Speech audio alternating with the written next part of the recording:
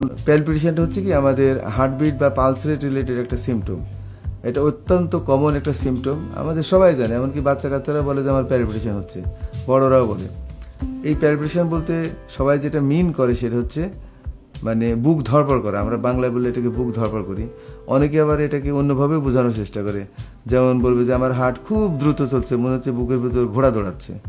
আবার কেউ বলবে যে হার্টটা খুবই ধীর গতিতে চলছে, থেমে থেমে যাচ্ছে। আবার অনেকে এখন ইদানিং বলে যে আমাদের মোবাইলে যেরকম মিস কল দেয় এরকম হার্টবিট মাঝে মধ্যে মিস কল দিচ্ছে, অর্থাৎ হার্টবিট মাঝে মধ্যে থেমে যাচ্ছে, যেটাকে আমরা ড্রপ বিট বা এক্সট্রা বিট বলি আর কি। আবার দুই একজন এটাকে বর্ণনা করে যে আমার বুকের ভিতরে হার্টটা এত দ্রুত চলছে, মনে হচ্ছে বুক ফেটে হার্ট বের হয়ে যাবে। তো এই যে বর্ণনাগুলো, এগুলো হচ্ছে সবই আমাদের পালস রেট বা হার্টবিট রিলেটেড মানে বর্ণনা, এবং এগুলো দ্বারা সবাই যেটা মিন করে সেটাকে আমরা বলি যে প্যালপিটেশন, এবং বাংলায় যেটাকে বলি আমরা বুক ধড়ফড়ানি। তো সেটা নিয়ে আমি বলছিলাম। তো এই যে বুক ধড়ফড়ানি যেটা, সেটা হচ্ছে বেশিরভাগ ক্ষেত্রেই এটা কিন্তু আমাদের নর্মাল যে পালস রেট আছে না, হার্টবিট আছে, তার কিন্তু একটা নর্মাল ক্যারেক্টার আছে। যেমন এই হার্টবিটগুলো মিনিটে 60 থেকে 100 পর্যন্ত তার রেট, এবং এটা হচ্ছে নর্মাল ছন্দ বা রিদম যেটাকে বলি, অর্থাৎ একটা বিট থেকে আরেকটা বিট রেগুলার ইন্টারভ্যালে আসবে। তো এইটা হচ্ছে তার নর্মাল ক্যারেক্টার। কিন্তু এই নর্মাল ক্যারেক্টারের বাইরে গিয়ে যেমন রেট রিলেটেড অ্যাবনর্মালিটি হতে পারে। যেমন হচ্ছে কি যে রেটটা বেড়ে গিয়ে 100 পার হয়ে গেল, যেটাকে আমরা বলি টেকিকার্ডিয়া। সেই রেটটা 100 পার হয়ে 120, 30, 40, 50, 60, 70, 200, 250, 300 পর্যন্ত হয়ে যেতে পারে। আবার হার্টবিট কিন্তু কমেও যেতে পারে, যেমন টু স্লো 60 ছিল, এটা 50, 40, 30, 20, 25 এরকম হয়ে যেত। এমনকি হার্ট টোটালি স্টপ হয়ে যেতে পারে, অনেকক্ষণ ধরে একদম টোটালি বন্ধ আছে, যেটাকে আমরা অ্যাসিস্টল বলি। তো এটাও হতে পারে। তো সেরকম হার্টবিট রিলেটেড হতে পারে, যেটাকে আমরা টেকিকার্ডিয়া অথবা ব্রেডিকার্ডিয়া বলবো। আর একটা হচ্ছে যে তার রিদম নিয়ে হতে পারে, যে রিদমটা রেগুলার ছিল সেই রিদমটা ইরেগুলার হয়ে গেল, যেমন অলমোস্ট ইরেগুলার, টোটালি ইরেগুলার এরকম হতে পারে। আবার রেগুলার চলছে, মাঝে মধ্যে ইরেগুলার হয়ে গেল, যেটা হচ্ছে মিস কল দেওয়ার মতো, এরকম হতে পারে। সুতরাং এই সমস্যাগুলো সবই হচ্ছে প্যালপিটেশন। আর আরেকটা বলা যায়, যেমন এখন যে আমার হার্ট চলছে, সবারই আমরা কি টের পাচ্ছি যে আমার হার্ট চলছে, হার্ট তো হার্টের মতোই কাজ করছে। কিন্তু অনেক সময় এমন হয় যে আমার হার্ট যে চলছে, তখন কিন্তু আমরা বুঝতে পারি, that is awareness of my own heartbeat, যে আমার হার্ট যে কাজ করছে বা চলছে। এই যে হার্ট যে চলছে, এই ফিলিংসটা যে সেন্সেশন লেভেলে আসা, দ্যাট ইজ কনসাস লেভেলে আসা, আন্ডারস্ট্যান্ডিং করতে পারা, যে আমি আন্ডারস্ট্যান্ড করলাম, yes my heart is working, that is heartbeat is running. তো এই যে আন্ডারস্ট্যান্ডিংটা, সেটাই হলো প্যালপিটেশন। তো এই প্যালপিটেশনটা আমাদের বেশিরভাগ ক্ষেত্রেই দেখতে পাই। এটার কারণটা কি দুই ভাবে বলা যেতে পারে, যে প্যালপিটেশনগুলো অনেক ক্ষেত্রে আমাদের মানে বডিতে কোনো রোগ নাই, যেমন হার্ট ভালো আছে, বডির অন্য জায়গাতে কোনো রোগ নাই, কিন্তু দৈনন্দিন আমাদের লাইফস্টাইলের সাথে জড়িত কতগুলো বিষয় আছে, তার জন্য কিন্তু প্যালপিটেশন হতে পারে। যেমন আমি সিঁড়ি দিয়ে উঠলাম, প্যালপিটেশন হবে, জোরে দৌড় দিলাম, প্যালপিটেশন হবে, ভয় পেলাম, প্যালপিটেশন হবে, মারামারি করতে গেলাম, প্যালপিটেশন হবে, অথবা এমন কতগুলো ওষুধ আছে বা বেশি করে চা কফি খেলাম, প্যালপিটেশন হবে। তো সেই রকম কতগুলো মানে এই সমস্ত ঘটনার জন্য প্যালপিটেশন হতে পারে। আর আছে যে কতগুলো রোগের জন্য প্যালপিটেশন হতে পারে। সেই অসুখ বিসুখ বা রোগগুলো আবার দুই ভাবে বলতে পারি, যে একটা হচ্ছে যে হার্ট ইজ ওকে, হার্ট ভালো আছে, বাট বডির সিস্টেমে অন্য কোনো জায়গায় রোগ আছে, তো সেই কারণে প্যালপিটেশন হতে পারে। এর এক্সাম্পল হিসেবে বলতে পারি, যেমন আমাদের হরমোনাল একটা ডিজিজ আছে, যেটাকে বলে থাইরয়েড ডিজিজ বলে, ভেরি কমন। এই ডিজিজটা অতটা কমন না, বাট নট আনকমন। কিন্তু এই ডিজিজ হলে হার্টবিট রিলেটেড একটা সমস্যা হবেই, হয় হার্টবিট বাড়বে অথবা হার্টবিট কমবে, হয় টেকিকার্ডিয়া হবে অথবা ব্রেডিকার্ডিয়া হবে। এইরকম আরেকটা রোগ আছে, যেমন অ্যাজমা, ব্রঙ্কিয়াল অ্যাজমা, এটার সাথেও প্যালপিটেশনের খুব সম্পর্ক আছে। যেমন অ্যাজমা হলে শ্বাসকষ্ট হলে হার্টবিট বাড়বে, আবার এটা চিকিৎসার জন্য যে সমস্ত ওষুধপত্র দেওয়া হয় তার জন্য হার্টবিট বাড়ে। আর আরও একটা কমন আছে, যেমন জ্বর, যে কোনো কারণে যদি জ্বর হয়, তাহলে কিন্তু জ্বর ইটসেলফ এটা হচ্ছে হার্টবিট বাড়ার একটা কারণ। আবার কতগুলো রোগ আছে যেখানে কিন্তু হার্টবিট কমে যায়, যেমন কারো যদি ব্রেনে স্ট্রোক হয়, স্ট্রোক হওয়ার জন্য কিন্তু হার্টবিট কমে যেতে পারে। আবার যদি কারো জন্ডিস হয়, জন্ডিসের জন্য হার্টবিট কমে যেতে পারে। অর্থাৎ হার্ট ইজ ওকে, হার্ট ভালো, কিন্তু বডির ভিতরে অন্য কোনো সিস্টেমের ডিজিজের জন্য কিন্তু হার্টবিট বেড়ে যাওয়া অথবা কমে যাওয়া এরকম ঘটনা হতে পারে। আর হার্টের ডিজিজের ক্ষেত্রে আবার বলি যে এটাকে আমরা দুই ভাগে ভাগ করতে পারি, যে হার্ট ডিজিজ এক হচ্ছে যে হার্টের বিভিন্ন রকমের ডিজিজ আছে, যেমন valvular heart disease, heart attack, heart failure, হার্টের রক্তনালীতে ব্লক, এই সমস্ত ডিজিজের জন্য কিন্তু প্যালপিটেশন হতে পারে, অর্থাৎ যে কোনো হার্ট ডিজিজ থেকে কিন্তু প্যালপিটেশন হতে পারে। তো এই হচ্ছে একটা প্যালপিটেশনের কারণ।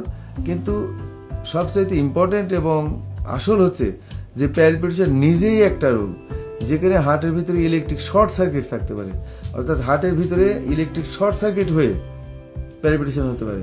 অর্থাৎ হার্টের ভিতরে যে আমাদের ইলেকট্রিক্যাল সিস্টেম আছে, হার্ট কিন্তু একটা ইলেকট্রিক্যাল অর্গান, হার্ট হচ্ছে কারেন্ট তৈরি করে এবং সেই কারেন্ট দিয়ে কিন্তু হার্ট চলে এবং সেই কারেন্টের মাধ্যমে কিন্তু হার্টবিটগুলো তৈরি হয়।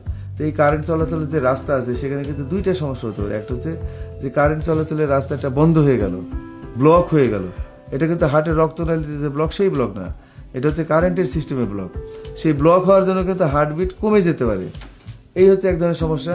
আর একটা হচ্ছে যে কারেন্টের যে রাস্তা আছে সেই রাস্তাটা একটার বদলে একাধিক হতে পারে, একটা বা দুইটা রাস্তা কিন্তু এক্সেসরি, আননেসেসারি বা অ্যাডিশনাল হতে পারে। এবং যখন নর্মালের বাইরে এরকম এক্সেসরি রাস্তা থাকবে তখন এই দুটার মাধ্যমে শর্ট সার্কিট হয়ে হতে পারে।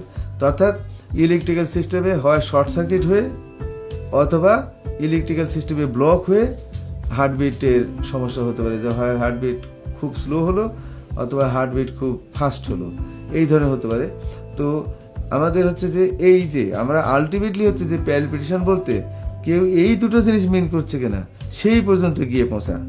যদি হার্টবিট স্লো হয় তাহলে এটা খুবই হাত দিয়ে আমরা ইজিলি ধরতে পারি যে হার্টের গতি কম, ইসিজি করলে মোস্ট অফ দ্য ক্ষেত্রে এটা ডায়াগনোসিস হয়ে যায়। আর অনেকের ক্ষেত্রে আবার দেখা যায় যে মাঝে মধ্যে হার্টবিট কমে, সেক্ষেত্রে আরও একটা স্পেশাল টেস্ট আছে যেমন হলটার, এগুলো করে ওটা ডায়াগনোসিস করা যায়। বেশিরভাগ ক্ষেত্রে ডায়াগনোসিসটা খুব বেশি ডিফিকাল্ট না। কিন্তু হার্টের ভিতরে যদি শর্ট সার্কিট থাকে তাহলে সেই শর্ট সার্কিটটা আছে কিনা, থাকলে কি ধরনের শর্ট সার্কিট আছে, হার্টের কোথায় আছে, এইটা বোঝার জন্য কিন্তু তখন আমাদের একটা পদ্ধতির মাধ্যমে যেতে হয়। বেশিরভাগ ক্ষেত্রে আমরা রুগীর ইতিহাস বা বর্ণনার সময় কিন্তু ধরতে পারি যে এর ভিতরে শর্ট সার্কিট আছে।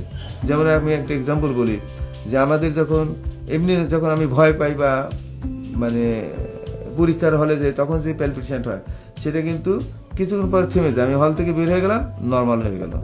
কিন্তু শর্ট সার্কিটের জন্য যদি হয় সেটা কিন্তু ওরকম হবে না, সেটা কিন্তু হঠাৎ করে শুরু হবে, একটা সময় পর্যন্ত থাকবে, তারপরে আবার সাডেনলি মানে থেমে যাবে এবং তার একটা ক্যারেক্টার আছে। যেমন আমি যখন পরীক্ষার হলে যাব কথার কথা, তখন হার্টবিট যেটা হবে সেটা এরকম হবে, কিন্তু যখন শর্ট সার্কিটের জন্য হবে তখন কিন্তু এরকম হবে।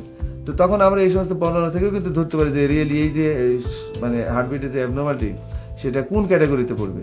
তো শর্ট সার্কিটের জন্য যদি হয় তাহলে সেই ক্ষেত্রে কিন্তু আমাদের ডায়াগনোসিসের জন্য আলটিমেটলি একটা বিশেষ ডায়াগনস্টিক পদ্ধতি আছে, সেটাকে বলে ইপিএস বা ইলেকট্রোফিজিওলজিক্যাল স্টাডিজ। এইটার মাধ্যমে আমরা তখন সঠিক প্যালপিটেশনের কারণগুলো ধরতে পারি এবং তখন রোগের আমরা একদম স্পেশাল ডায়াগনোসিস করতে পারি। যেমন আমরা প্যালপিটেশনের কারণ হিসেবে এসভিটি বা supraventricular tachycardia, atrial fibrillation, atrial flutter, ventricular tachycardia একদম স্পেসিফিক ডায়াগনোসিস হয়ে গেল। অথবা আমরা ইসিজি এবং অন্য পদ্ধতির মাধ্যমে first degree heart block, second degree heart block, third degree heart block, complete heart block, এইরকম আমরা একদম যে স্পেসিফিক ক্যাটাগরিজ সেই ক্যাটাগরিক্যালি তখন আমরা এক্সাক্ট ডায়াগনোসিস করতে পারি এবং সেই অনুযায়ী তখন ট্রিটমেন্টটা হবে। যেমন হার্টবিট যদি কমে যায় এবং তার জন্য যদি মাথা ঘুরে বা অজ্ঞান হয়ে যায় তাহলে এই ধরনের প্যালপিটেশনের জন্য লাগে হচ্ছে পেসমেকার। আর হার্টবিট যদি বেড়ে যায় টু ফাস্ট হয় এবং তার জন্য যদি শর্ট সার্কিট থাকে তাহলে এটা আমরা 98% ক্ষেত্রে এই ইলেকট্রোফিজিওলজিক্যাল স্টাডিজের মাধ্যমে কিন্তু কিওর করতে পারি। তো এই মেসেজটা হলো খুব ইম্পর্টেন্ট যে প্যালপিটেশন আমাদের অনেকগুলো কারণে হতে পারে, দৈনন্দিন কারণ থেকে শুরু করে আমাদের হৃদরোগের বাইরে কতগুলো সিস্টেমিক ডিজিজের জন্য থেকে শুরু করে হার্ট ডিজিজ, সেই হার্ট ডিজিজের ভিতরে আবার সব ধরনের হার্ট ডিজিজের পাশাপাশি হার্টের ভিতরে এক ধরনের শর্ট সার্কিট হয়ে বা কারেন্টের রাস্তায় ব্লক হয়ে হার্টবিটের অ্যাবনর্মালিটিস হতে পারে। তো এই অ্যাবনর্মালিটিসটা যে সঠিক চিকিৎসা আছে সেইটাই ছিল আমার এই কথার একটা মূল মেসেজ। এবং এইটা হচ্ছে হার্টের একটা আমার মাঝে স্পেশাল টাইপের ডিজিজ, যেটা চিকিৎসা সঠিক না হলে একেবারে মৃত্যু, এবং বেশিরভাগ ক্ষেত্রে এটা চিকিৎসা করে যেমন এসভিটি বা ভিটি দ্যাট ইজ প্যালপিটেশন যেটা, সেটা কিন্তু বেশিরভাগ ক্ষেত্রে মানে টোটালি কিওর করা যায়। আবার হার্টবিট যদি কমে যায় সেক্ষেত্রে পেসমেকার লাগায় মানুষের মানে লাইফ স্প্যান বাড়ানো যায় এবং তার মৃত্যু ঠেকানো যায়। তো রুগীরা প্যালপিটেশন নিয়ে আমাদের কাছে ডাক্তারদের কাছে আসলে ডাক্তার হিসেবে আমাদের মেইন দায়িত্ব হচ্ছে ওই প্যালপিটেশনের সঠিক কারণ বের করা। আমি এর আগেও যেটা বলছিলাম তার একটু সামারি বলি, সেটা হচ্ছে যে কারণ মানে হচ্ছে কি আমরা প্রথমে আগে দেখবো যে এটা এমনি দৈনন্দিন লাইফের সাথে জড়িত যে সমস্ত ঘটনাগুলো, তার জন্য প্যালপিটেশন হচ্ছে নাকি রোগের জন্য হচ্ছে? যদি রোগের জন্য হয় তাহলে এটা হার্টের রোগের জন্য হচ্ছে নাকি অন্য কোনো কারণে হচ্ছে? হার্টের রোগের জন্য যদি হয় তাহলে হার্টের যে সমস্ত কমন রোগ আছে, যেমন heart attack, heart failure, valvular disease, জন্মগত রোগ, এই সমস্ত কারণে হচ্ছে নাকি হার্টের ভিতরে শর্ট সার্কিটের জন্য হচ্ছে, এইটা ডিফাইন করার পরেই কিন্তু আমাদের আসল চিকিৎসা হবে। আমি আর আগে বললাম যে শর্ট সার্কিটের জন্য যদি হয় তাহলে তখন তার যে ক্যারেক্টার, আর অন্য কারণে যদি হয় তাহলে তার ক্যারেক্টার কিন্তু আলাদা।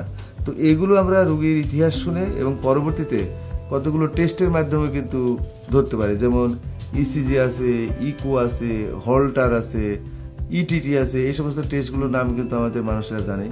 আর ওই যে সমস্ত আমরা প্যালপিটেশনের কথা বলবো, ওই প্যালপিটেশনগুলোরও কিন্তু কতগুলো নাম আছে।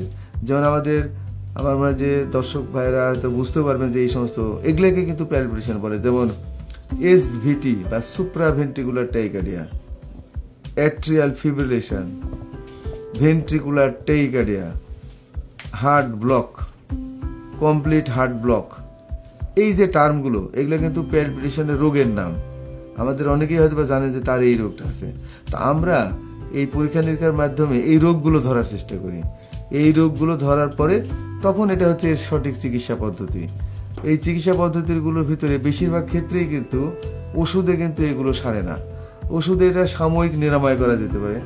এটা যখন হঠাৎ করে হার্টবিট বেড়ে যাবে তখন সেই হার্টবিটটাকে হয়তো বা নর্মালে আনার জন্য ইনজেকশন বা ট্যাবলেটের মাধ্যমে এটা কমানো যেতে পারে। বাট বেশিরভাগ ক্ষেত্রে পার্মানেন্ট কিওরের জন্য একটা বিশেষ চিকিৎসা আছে, যেটা আমাদের দেশে অনেক মানুষও জানে না, এমনকি আমাদের অনেক চিকিৎসকরা জানে না, কারণ এটা একটা নতুন চিকিৎসা পদ্ধতি। বাট এটা একটা যুগান্তকারী চিকিৎসা পদ্ধতি। এই পদ্ধতির মাধ্যমে এই হার্টের রোগটাকে টোটালি কিওর করা যায়। এবং বলে রাখা ভালো যে হার্টের সম্ভবত এই একটা রোগই আছে যে রোগটা পার্মানেন্টলি এবং টোটালি কিওর করা যায়। এই রোগটা সেরে গেলে পরবর্তীতে আর কোনো চিকিৎসা করা লাগে না, ওষুধ খাওয়া লাগে না। সেই রোগগুলোই হচ্ছে এসভিটি বা সুপ্রাভেন্ট্রিকুলার টাইকার্ডিয়া, অ্যাট্রিয়াল ফিব্রিলেশন, বেশিরভাগ ভেন্ট্রিকুলার টাইকার্ডিয়া এবং হার্ট ব্লক। এগুলো চিকিৎসার জন্য আমরা যেটা করি সেটা হচ্ছে ইলেকট্রোফিজিওলজিক্যাল স্টাডিজ। এবং হার্ট বিট যদি বেশি থাকে সেই ক্ষেত্রে আমরা এই ইলেকট্রোফিজিওলজিক্যাল স্টাডিজের মাধ্যমে রেডিও ফ্রিকোয়েন্সি অ্যাবলেশন করতে পারি। এবং এই অ্যাবলেশনের মাধ্যমে একদম 98% ক্ষেত্রে কিন্তু টোটালি সাকসেস রেট, সেই রোগটাকে আমরা কিওর করে দিতে পারি। তো এইটা হলো যদি হার্টবিট বেড়ে যায়। আবার অন্যদিকে বললাম যে আর একটা ঘটনা আছে যেখানে হার্টবিট কমে যায়, যেমন হার্টবিট কমে গিয়ে 30 হয়ে গেল, 20 হয়ে গেল, রুগী অজ্ঞান হয়ে গেল, ধাড়াম করে পড়ে গেল, টু স্লো হার্টবিট। সেইটারও কিন্তু এই ধরনের ইলেকট্রিক্যাল চিকিৎসা আছে। সেখানে কিন্তু আমরা রেডিও ফ্রিকোয়েন্সি অ্যাবলেশন করবো না। এই রুগীগুলোকে ক্যাটাগরাইজ করে যদি এইরকম ইলেকট্রিক্যাল সিস্টেমের প্রবলেমের জন্য যদি এটা হয়ে থাকে এবং যদি দেখা যায় যে এটা আর অন্য কোনো উপায় সারবে না, তখন এই হার্টে আমরা এক ধরনের ডিভাইস বসাতে পারি যেটাকে বলে পেসমেকার। এই পেসমেকার দিলে তখন কিন্তু তার হার্টবিটটা কমতে পারবে না। তো তার মানে একটা সামারি দাঁড়ালো যে হার্টের ভিতরে ইলেকট্রিক্যাল সিস্টেমের অ্যাবনর্মালিটিস দুই ধরনের হতে পারে। এক হচ্ছে যে ইলেকট্রিক্যাল সিস্টেমটাতে কারেন্ট সিস্টেমটা ব্লক হওয়ার জন্য হার্টবিট কমে যেতে পারে, যেখানে বেশিরভাগ ক্ষেত্রে হয়তো বা পেসমেকার লাগে। আর আরেকটা হচ্ছে যে হার্টবিট বেড়ে যেতে পারে শর্ট সার্কিটের জন্য।